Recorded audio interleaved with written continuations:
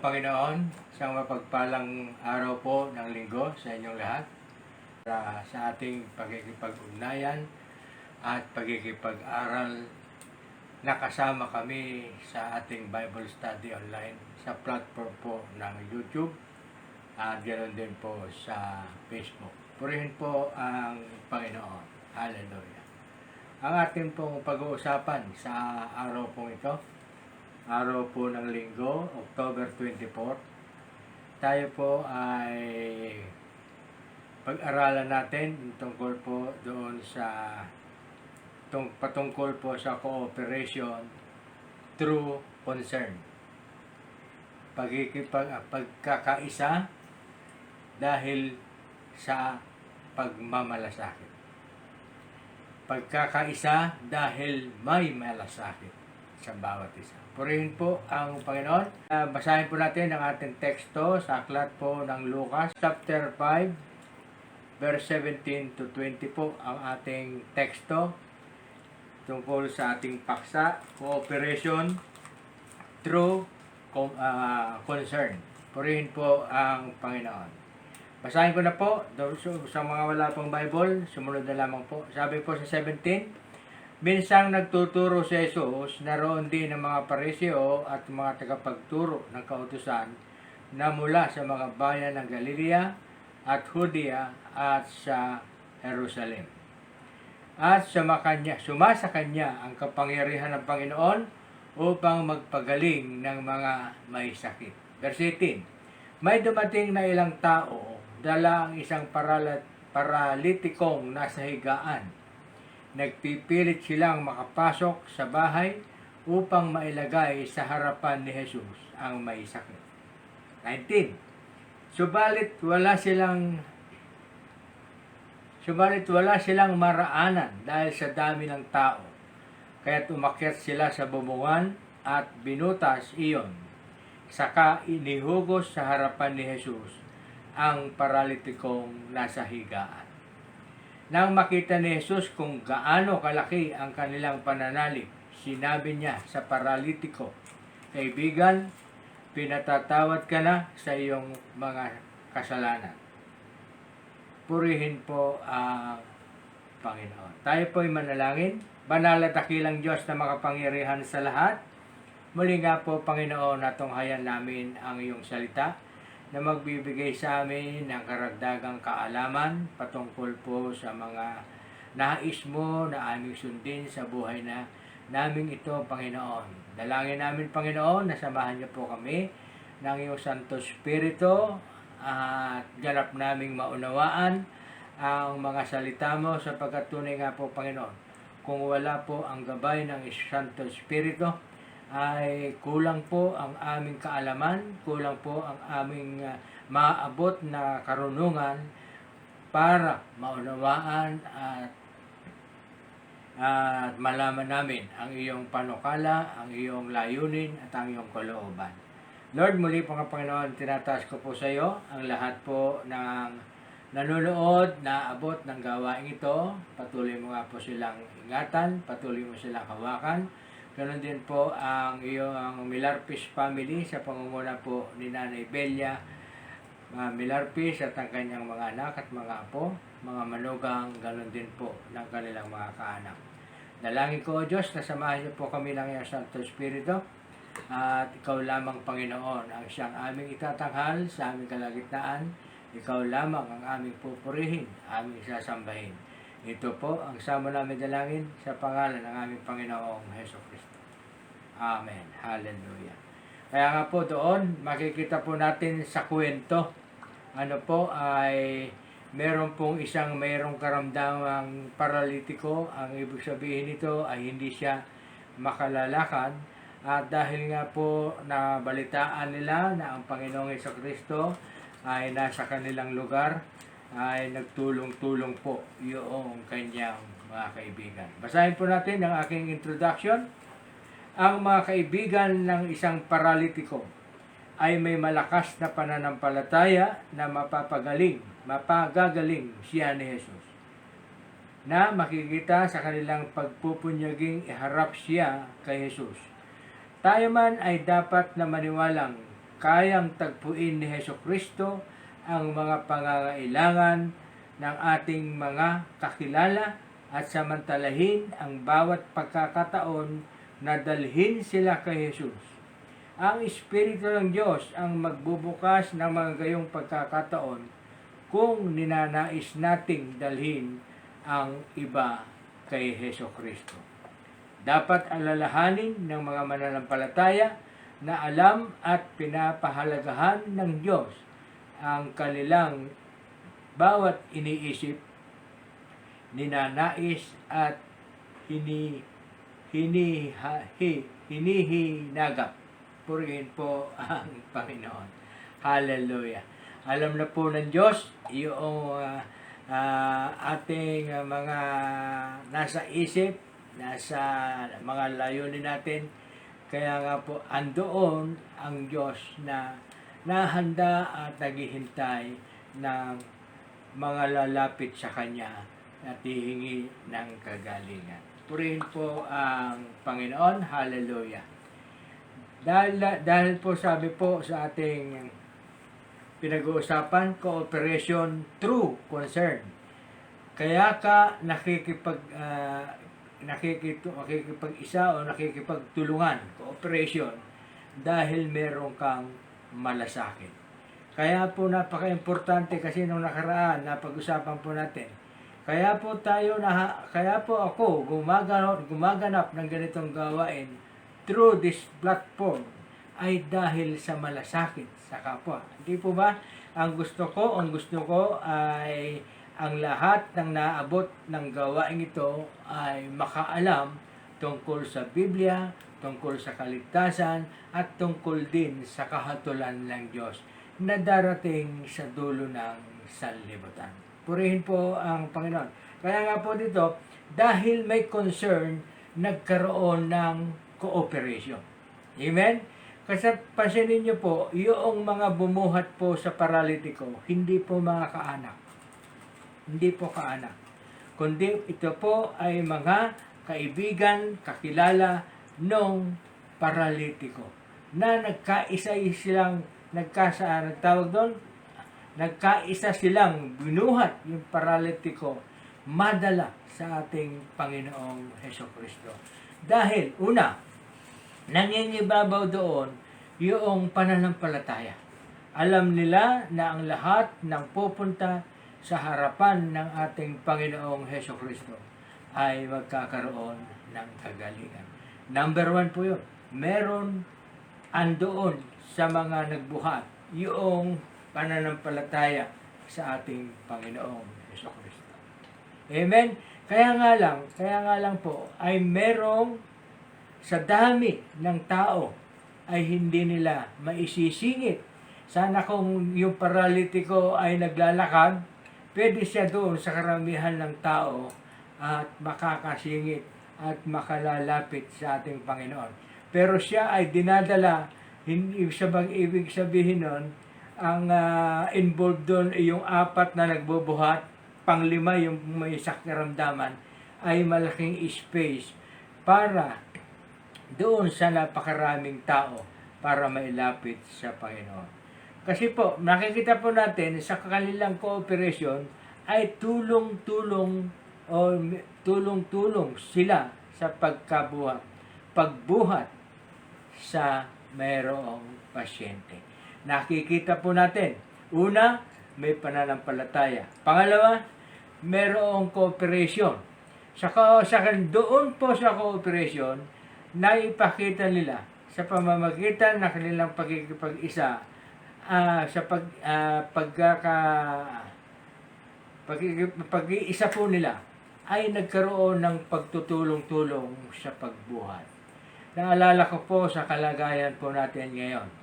Marami pong mga frontliner ang nataya ang kanilang mga buhay, nataya ang kanilang kalusugan dahil doon po sa pagsusuot lamang ng PPE sa pag-attend sa may mga COVID patient ay napakahirap na. Isa pong sakripisyo, isa pong pagtulong, yung kanilang pagsasakripisyo At nakalulungkot nga lang po, kahapon o isang araw na balita, narinig ko sa balita na marami lang araw pong umaalis na mga frontliner, mga nurses, mga doktor, dahil po may mga malalaking offers sa ibang bansa. Nakalulungkot nga lang po kasi nga po ay na-underpaid po ang mga frontliner natin. Nakalulungkot, pero nandoon po yung kanilang kanilang naging sakripisyo sa mga COVID patient. Pero mo halos hindi na nga raw sila nakakakain. Dahil pagkakakain ka, ay kailangan mong hubarin. Maghubad ka ng mga gadget, lalo na yung PPE, kasi ngayon po PPE, diretso po yun eh. Kaya kailangan nakahubad yun at napakahirap pong isuot yun. Handoon po yung pagtutulong-tulong, yung hirap na po, yung hirap na pagbuhat doon sa mga paralitiko. Ganon din yung hirap na dinaranas ng mga frontliner natin dito sa pagsugpo sa po. Nakita po nila yung hirap kasi nga po merong pagtutulong-tulong. Kawikaan chapter 11 verse 25. Ang sabi po, ang taong matulungin ay luluwag ang pamumuhay at ang marunong tumulong ay tiyak na tutulungan. Amen. Hallelujah. Dahil ganun din po sa aklat ng Gawa chapter 10. Hallelujah. Verse 1 to 4. Hallelujah. Sabi po, sa Cesarea ay may isang lalaking nagngangalang Cornelio. Sabi po, kapitan ng isang kumpanya sa kohorte Italyana ng hukbong Romano. Ang taong ito'y sumasamba at may takot sa Diyos. Gayon din ang buong sambahayan niya. Palagi itong nagbibigay ng tulong sa mga Hudyo at laging nananalangin sa Diyos. Minsan mag-ikatlo ng hapon, nagkaroon siya ng isang pangitain. Kitang-kita niyang pumasok sa bahay niya ang isang anghel ng Diyos at tinawag siya.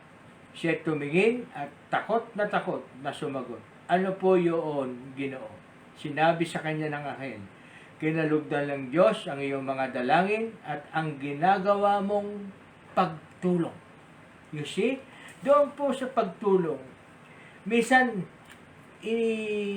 tawag doon, ilalagpasan na po natin yung humihingi ng tulong. Ano po?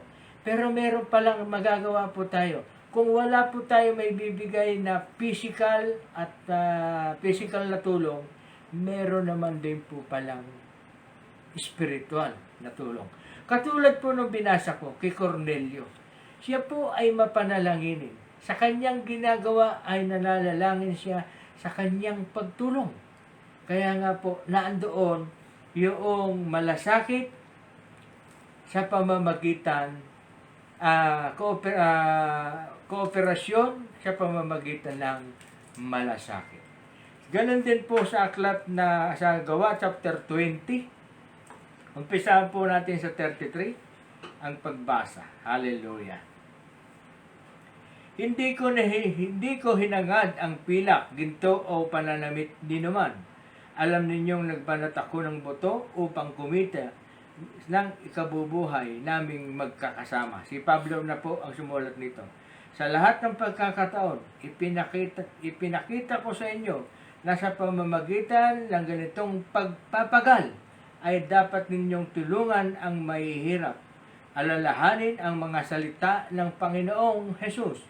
Higit na mapalad ang magbigay kaysa tumanggap. Purihin po ang Panginoon. Nakikita po natin doon si Pablo sa bagamat siya ay nangangaral ng salita ng Diyos. Hindi po siya umasa sa ipagkakaloob ng nandoon po yung pagpapagal niya at pagsisikap. Pero para masuportahan ang ministry, handoon yung malasakit. Hindi po siya umasa ng tulong ng iba, kundi naroon na nagsisikap din siya magtrabaho para sa ikalalaganap ng salita ng Diyos. Why?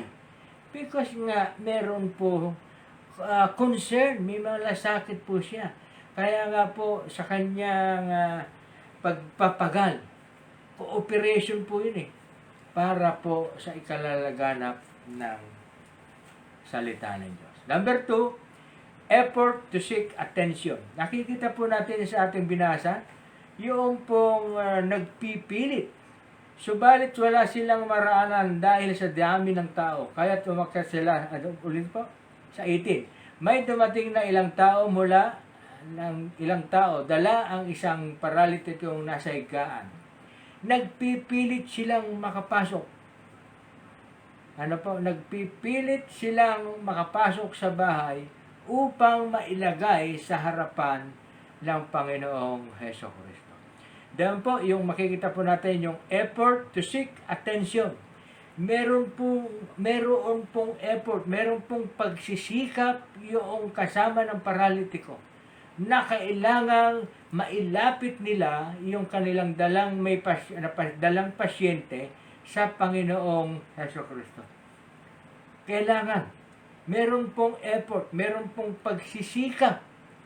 Tingnan po yung humihingi po ng kagalingan through prayer sa ating gawain. Sana po mapulot po ninyo ito. Meron pong effort Meron po, hindi po kayo dapat umasa na tama, nananalangin kami para sa inyong karamdaman. Kung nandyan lamang kayo at hindi nakikiisa, walang kooperasyon. Nakuha niyo po ang punto. Kaya kailangan, pag tayo po ay humingi ng panalangin para sa ikagagaling ninyo, merong effort to seek the attention of Jesus Christ. Ang problema baka nananalangin kami sa Panginoong Hesukristo, kayo pala ay hindi mananampalataya ni Kristo. Paano nga po kayo gagaling? Iba ang sinasamba ninyo maliban sa ating Panginoong Hesukristo. Inilalapit namin kayo sa Panginoong Hesukristo para kayo ay gumaling. Yung pala naman. Kaya hanggang ngayon, hindi kayo gumagaling dahil hindi kayo sumasampalataya sa Panginoon. Tingnan nyo po, pinilit nila mailapit.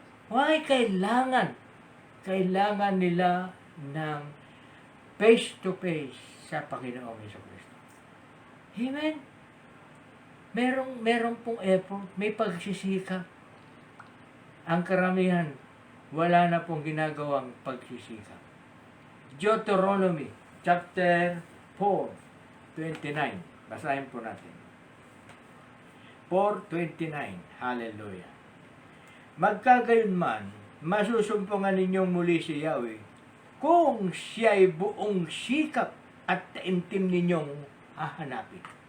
Kapag nangyari na ang lahat ng ito, ano pat kayo'y nasa matinding kahirapan, matuto kayong manumbalik at sumunod sa Kanya. Kailangan po may buong puso na pagsisikap. Amen. Paano po gagaling ang isang humihiling ng kagalingan? Tingnan niyo po yung ginawa ng 4 na kaibigan ng paralitiko.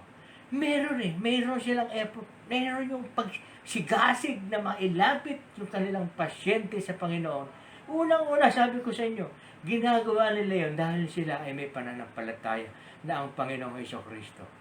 Ako, katulad po na nagbuhat sa paralitiko. Ako po yung isa doon na nagbubuhat para sa may mga karamdaman. Sana po, kayo na bilang paralitiko, meron din kayong pananampalataya para kayo ay gumaling. Amen? Isaiah 65. Hallelujah. Basahin po natin.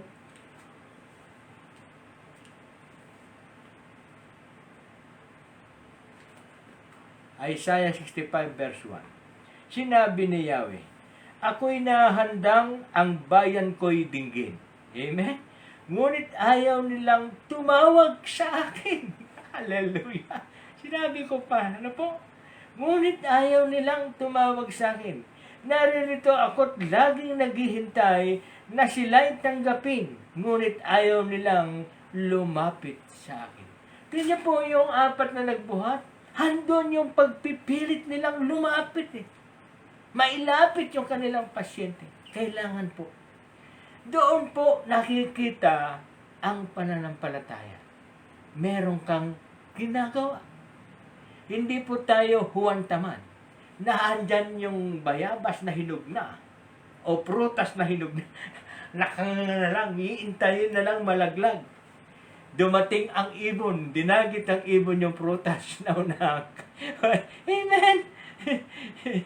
Meron kang abutin mo. Ano po yung pag-abot? Effort yun eh. Huwag mong hintayin. Meron kang dapat gawin. Amen! Hallelujah!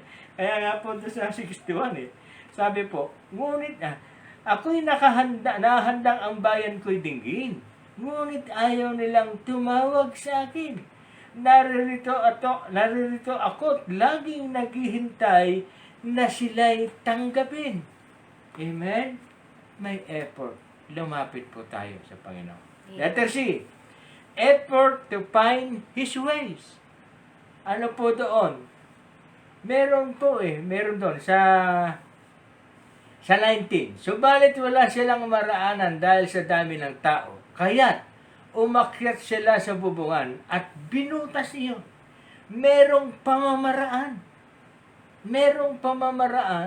Para natin makalapit sa Panginoon.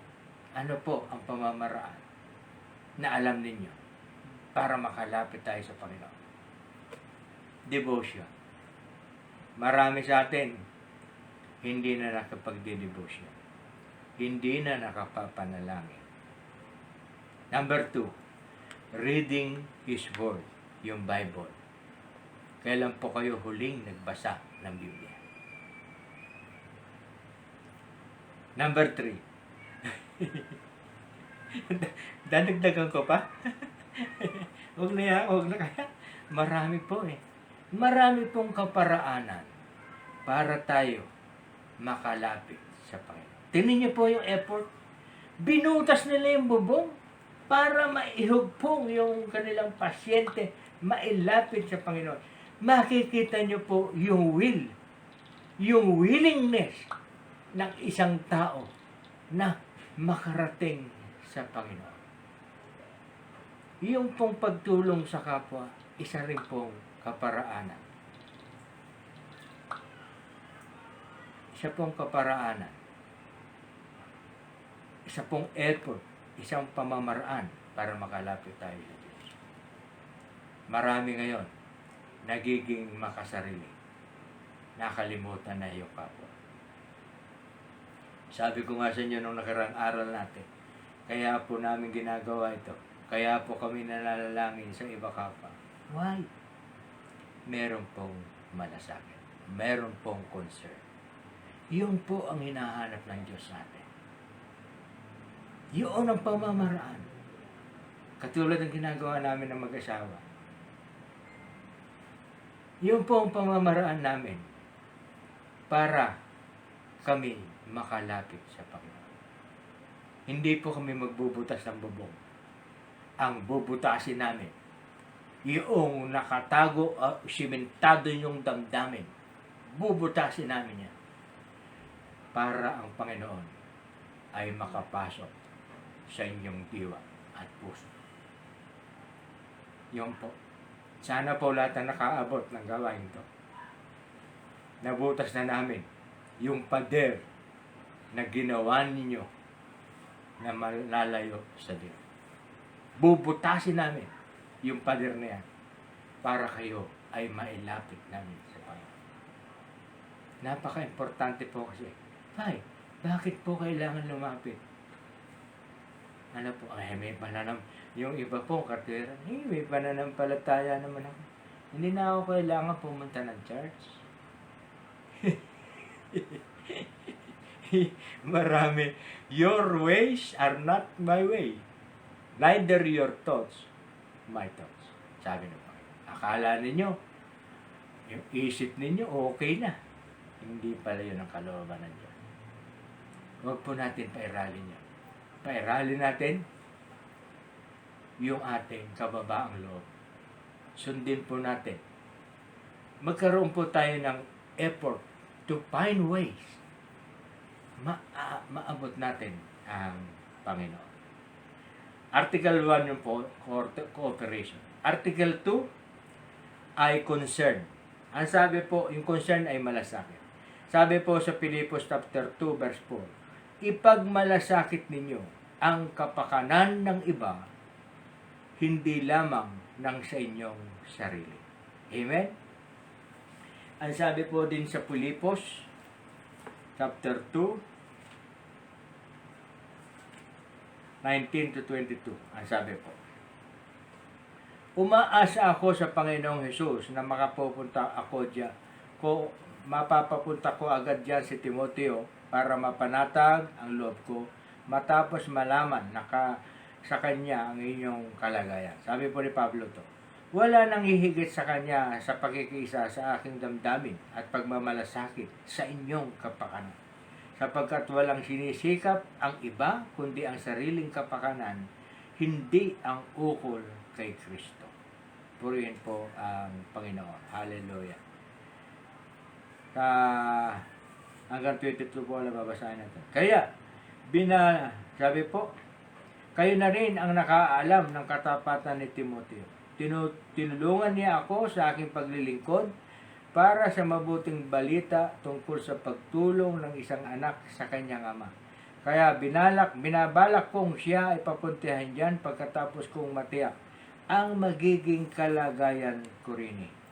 Sa tulong ng Panginoon, umaasa akong makapaparian din sa lalong madaling panahon. Dahil nga po, may concern sa Apostol Pablo sa kanyang mga natayong iglesia. Handoon na inutusan niya ang kanyang alagad na si Timoteo. Mapangunahan, nakita niya po, nababalitaan niya sa pamamagitan ng Timoteo ang kalagayang espiritual ng kanyang mga iglesyang natayo doon po sa Pilipos. Kaya handoon yung concern ni Pablo na makarating po sa lugar ng mga taga-Pilipos. Amen? Kawikaan, chapter 4, 24. Hallelujah. 24, verse 5 to 6. Sabi po, ang karunungan ay higit na mabuti kaysa kalakasan. Ang digmaay na ipagtatagumpay dahil sa mahusay na pamamaraan, pagkat ang tagumpay ay bunga ng mahusay na plano. And that is the way. Concern. Meron pong concern. Binabalak. Meron po tayong plano para sa pagmamalasakit sa kapwa. Meron po akong kwento, 2 kwento. Isa po sa buhay ni Esther. Si Esther po ay naging reyna, pero yung kanyang ngunit yung kanyang hari na kanyang napangasawa, si Esther po ay isang Israel. Ang hari ay merong palatuntunan o batas na wala pong pwedeng lumapit sa kanyang mga reyna hanggat hindi niya pinapahintulutan.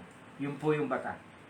Pero po sa malasakit ni Mardoqueo at ni Esther sa Israel, sa mga taong Israel, kasi po si Haman ay ipapapatay, ipalilipol ni Haman sa pamamagitan, gumawa po ng bill na batas para papirmahan sa hari at papatayin o palipol lahat ng mga Israel. At nabalitaan po ni Mardoqueo, ipinaabot po niya kay Esther. Ito ngayon kay Esther, andoon yung risk. Andoon yung risk. Why? Di ba sabi ko, hindi po makalalapit ang reyna hanggat hindi pinatatawag ng hari. Pag nagkataon, paparusahan ang reyna. Pero dahil sa malasakit ni Esther sa kanyang kapwa Israelita, he risked his life. Humarap siya sa hari. Pero siyempre, bago siya humarap sa hari, andun yung panalangin. Handon yung pagtitiwala niya na siya ay tutulungan ng Diyos. Kaya po, nung humarap, magpakita po si Esther sa hari. Nabaliwala yung batas na hari. Halika, mahal kong reyna. Malambot na malambot yung hari, nawala yung batas. Why? Kasi po, andun, nakita po yung malasak. Yung concern ni Esther, Marami pong karakter, Bible kakapusin po tayo ng oras. Pangalawa, yung po kay Ruth. Si Ruth ay sa kanyang manugang ang biyanan na si Noemi. Si Noemi ay may 2 anak at napangasawa ni Ruth ang kanyang isang anak. Pareho pong namatay. Unang namatay ang asawa ni Noemi.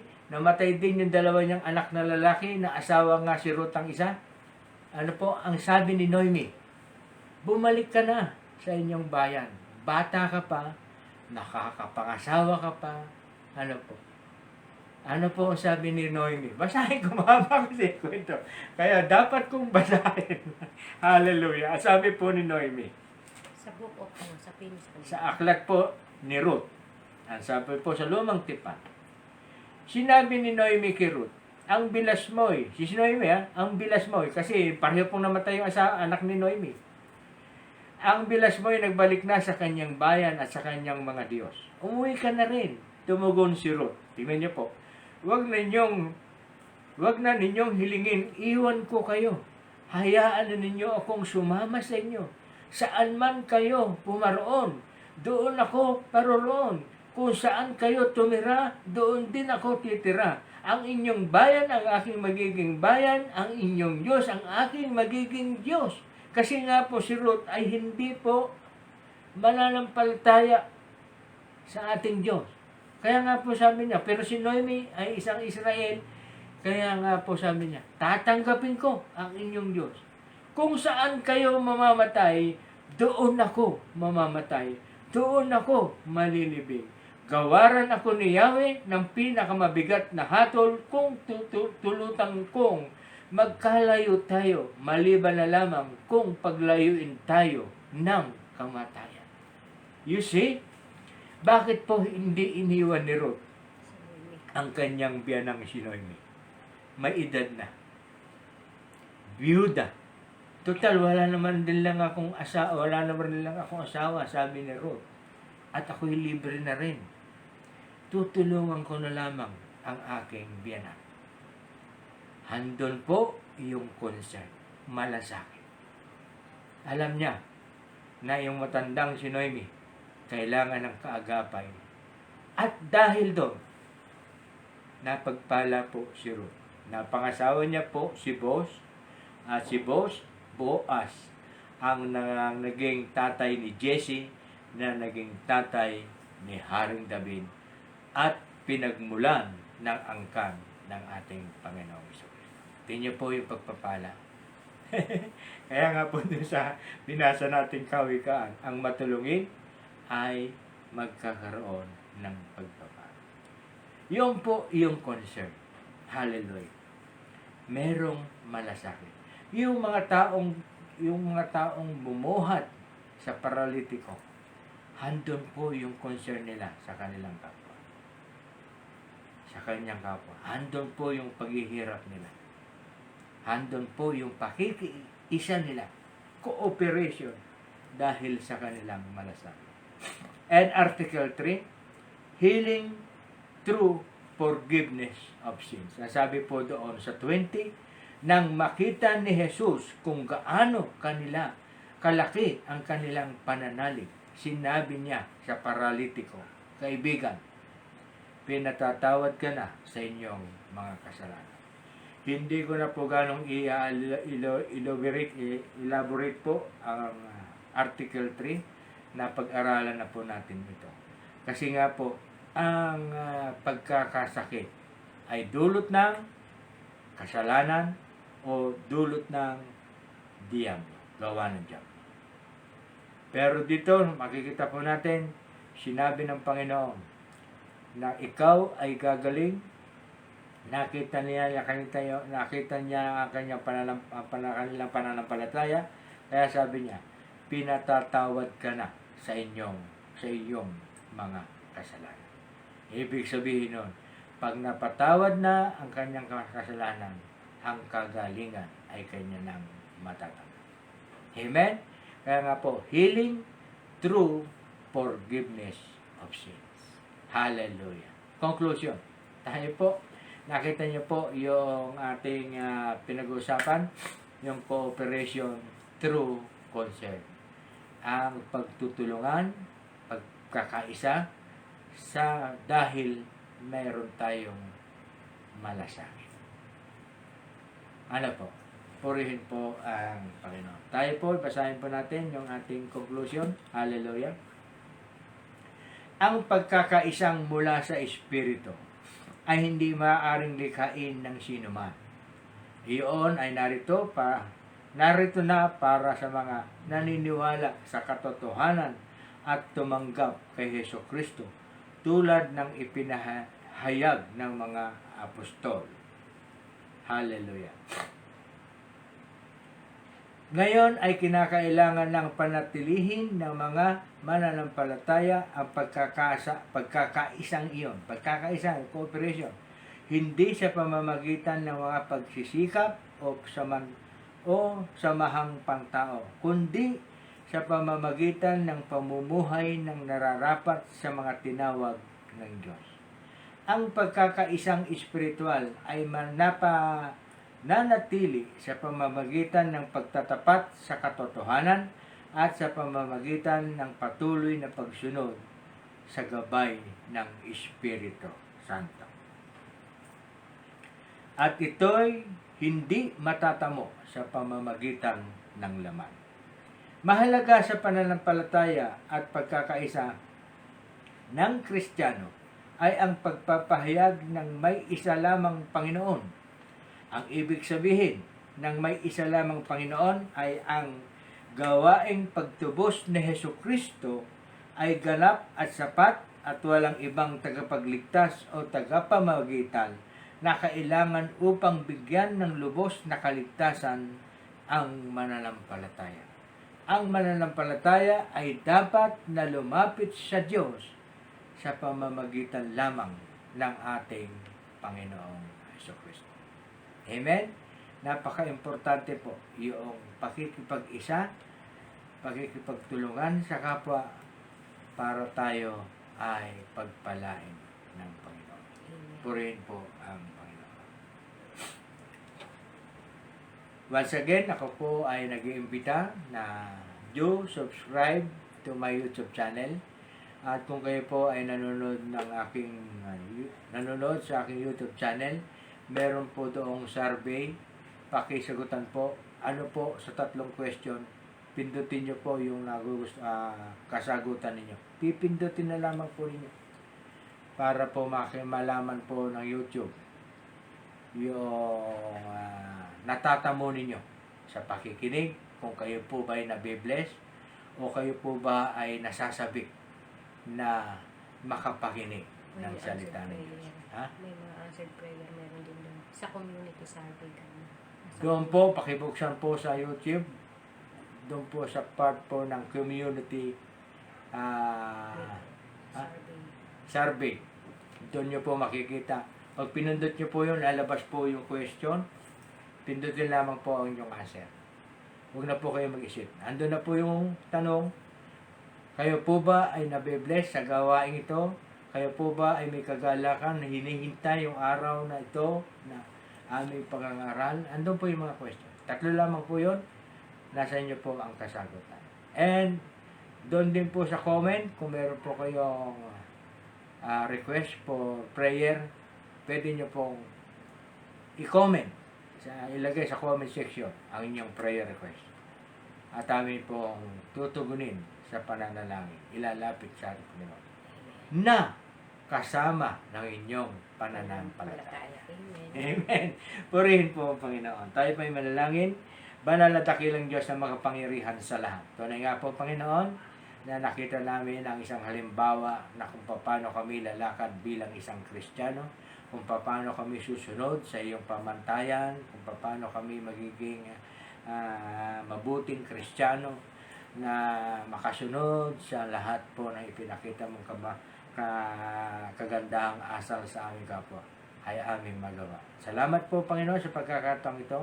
Nakita namin na ang pagmamalasakit sa kapwa ay maging number one concern ng bawat Kristiyano na sumasampalataya sa iyo. Nandoon po, dahil po sa malasakit, magkakaroon po ng pagtutulungan, magkakaroon po ng pagbibigayan, magkakaroon po ng mabuting pagsasama, magkakaroon po ng pag-ibig sa bawat isa. Andun po kasi nakapaloob sa concern ang lahat ng bagay. Salamat po, Panginoon. Patuloy kang naghahari, patuloy kang nangungusap sa aming kalagitnaan. Dalangin ko po, Panginoon, ang lahat po ng nakaabot, ng nakarinig ng mensaheng ito ay iyong pagpalain at magkaroon po sila ng concern sa kanilang mga kapwa. Salamat po, Panginoon. Papuri, pagsambat, pagluwalhati, pagdakila ay sa iyo, magpakailanman. Ito po sama namin dalangin sa pangalan ng aming Panginoong Jesucristo. Amen. Nawa ay nakapulutan natin ng aral yung ating napag-aralan ngayon, yung pong pagkakaroon ng kooperasyon sa pamamagitan po ng malasakit. Ginagawa po natin lahat yon dahil po tayo, number 1, ang malasakit ay katumbas ng pag-ibig. Kasi nga po, kung paano pong nagmalasakit ang ating Panginoong Hesukristo, inialay niya ang kanyang buhay para sa ikaliligtas ng bawat isa. Yun po ang number 1 na malasakit. Yung pong ialay mo ang iyong buhay dahil sa atin. Inialay niya ang kanyang buhay dahil sa atin. Napakalaking malasakit po yun. Purihin po ang Panginoon. At dahil po doon, yung po yung ating ginagaya, yung po ating pamantayan para tayo po ay makalapit sa Panginoon sa kanyang pagpapala. Muli, ang gabay, patnubay, kagalingan, kalakasan na nagmumula sa ating Panginoong Jesucristo ay sumating na. Bye-bye now. To God be the glory.